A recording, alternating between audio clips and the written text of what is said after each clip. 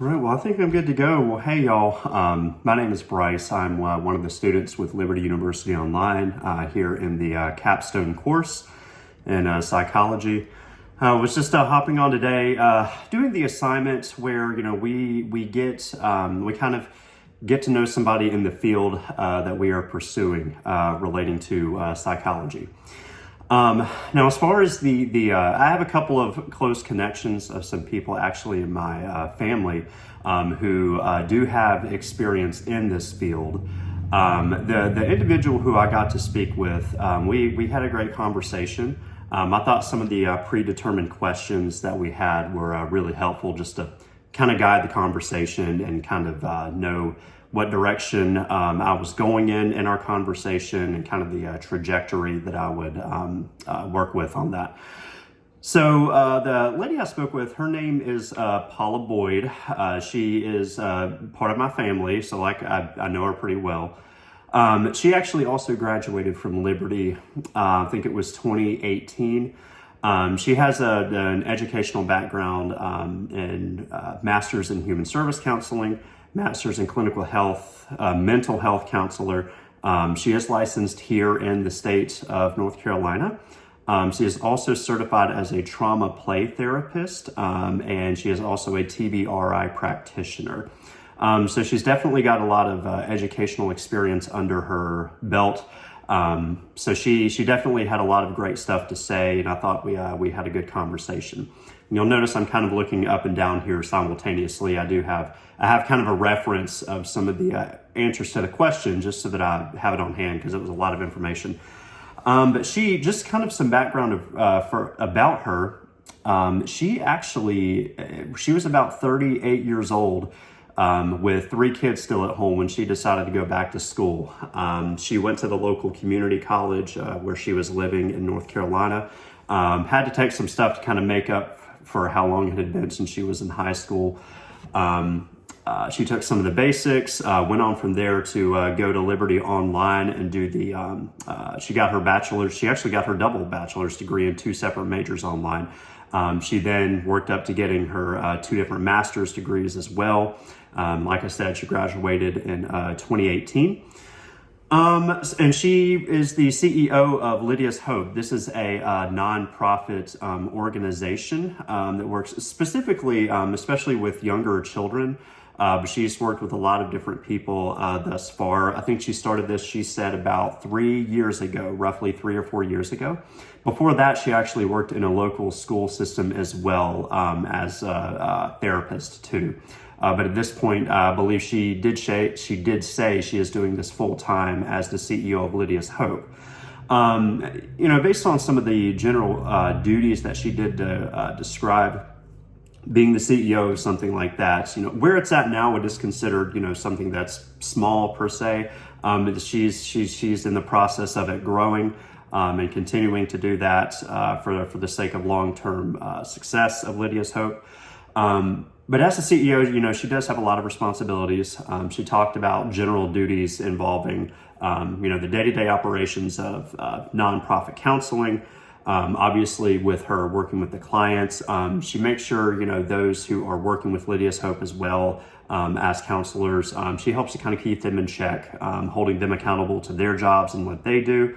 She also reports to the board, maintains a budget, and remaining fiscally responsible.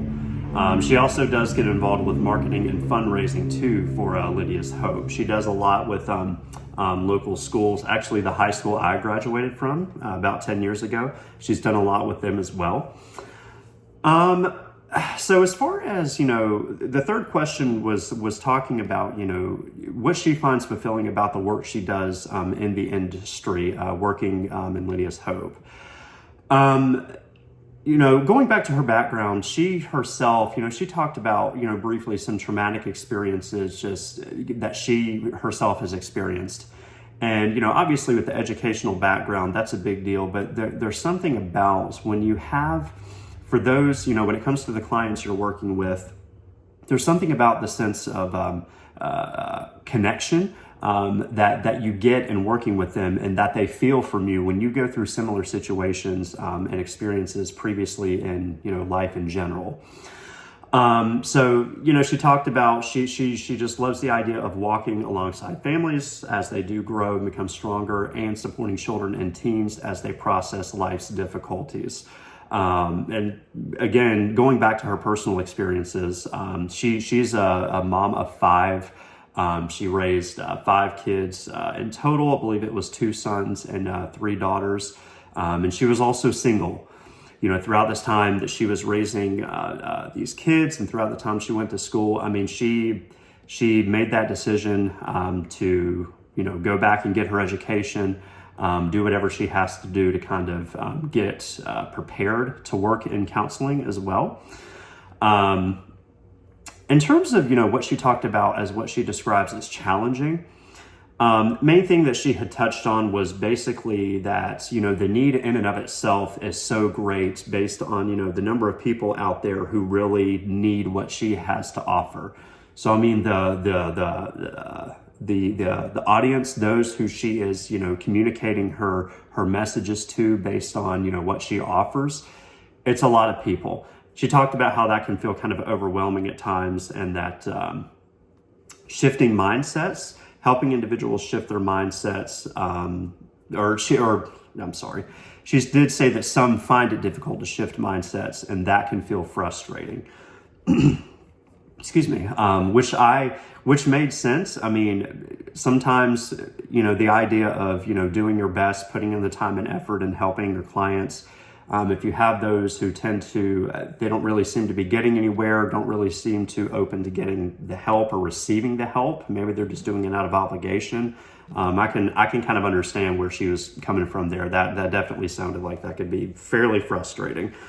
As far as, continuing her education in the field, within counseling and therapy, there are continuing education units that have to be, I think that I don't remember the exact number, but there's a specific number that she has to accrue throughout the year in order to continue to qualify for what she does and maintain her license. The final thing that we talked about, the last question on here, we went briefly into, her recommendations on, students pursuing the work that she does, within counseling.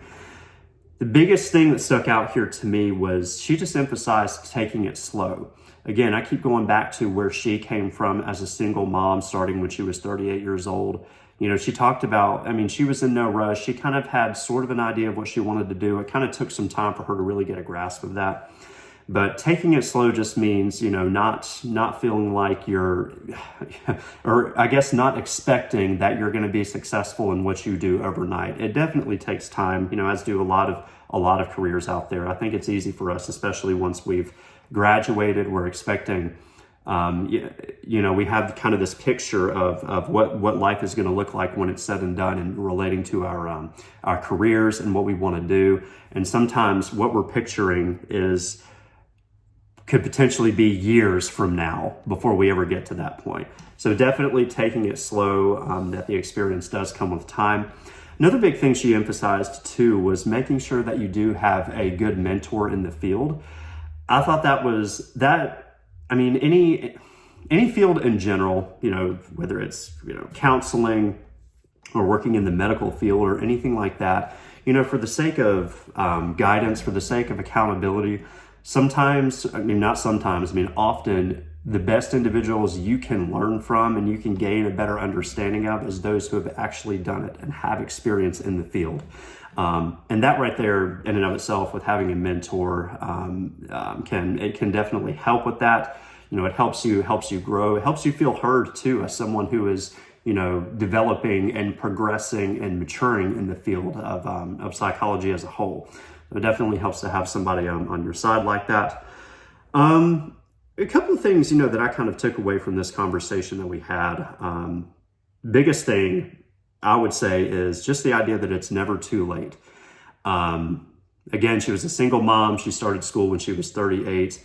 And even that kind of stuck out to me a little bit because I'm going on 30 years old. You know, I'm in my final semester here and will have my bachelor's in psychology by May of this year.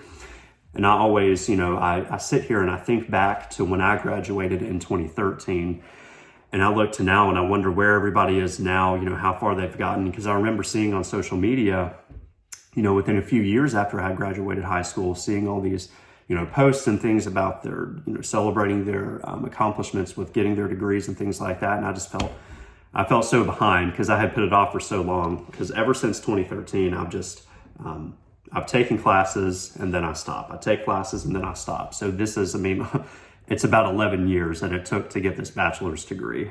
But definitely, you know, just the idea that it's never too late. And also to going back to what she talked about with having a mentor, I think that can be very beneficial. I had actually, you know, before I kind of considered what I want to do professionally long-term, I actually worked as a personal trainer. And based on my experience in that field specifically, I don't do that anymore. But it was, you know, within the facilities that I was employed by, I mean, you know, hearing about those trainers and the clients they worked with and helping people achieve their physical goals, helping them just live a more comfortable life. Again, it just helps. It helps, you know, beyond a shadow of a doubt to have someone who has actually done it with years of experience. But yeah, it was a great conversation. We had some, we kind of had some small talk before and after as well, but that was some of the main points we discussed. But that'll pretty much be it for this video. Thank you.